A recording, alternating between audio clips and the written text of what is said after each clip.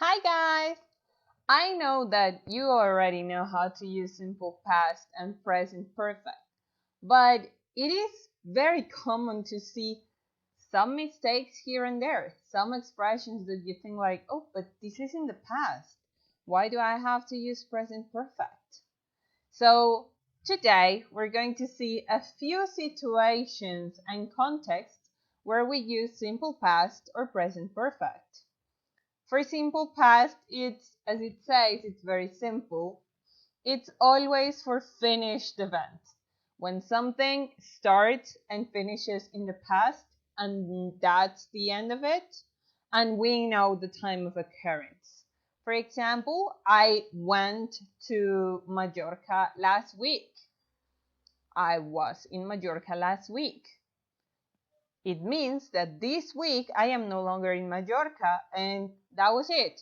That was the end of it. I went there, I had fun, I came back home, and that's all. But sometimes we have some situation like, oh, I have been to the US 3 times. It's not relevant, it's an experience that you had, but it may repeat again, and the time when you did is unknown or irrelevant. I'm not saying I went on this day or in this year or in this month. I'm not giving an exact time, right? You can also use it for events that start in the past, but the time is unknown or irrelevant, especially if they continue or have effects in the future. Like, oh, I have seen that movie. Like, I saw it sometime, but yeah.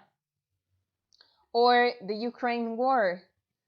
Ukraine and Russia have been at war for some time now. We still see the effects. Or 2 atomic bombs have been released in the history of humankind.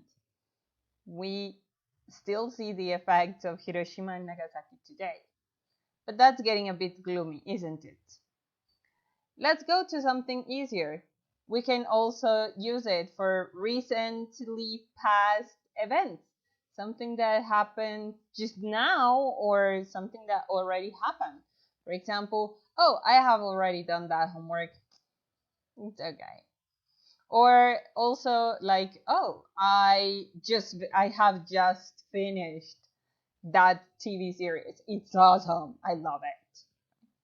Or even for unfinished states, because that also continues in the present, maybe even in the future. For example, oh, I have dated my boyfriend for 3 years now. Or I have been married for 5 years now. Or for 2 months, right? So it's a state that continues. So think about it, give it a couple of minutes. What effects would you talk about with present perfect? And what would you talk about using simple past?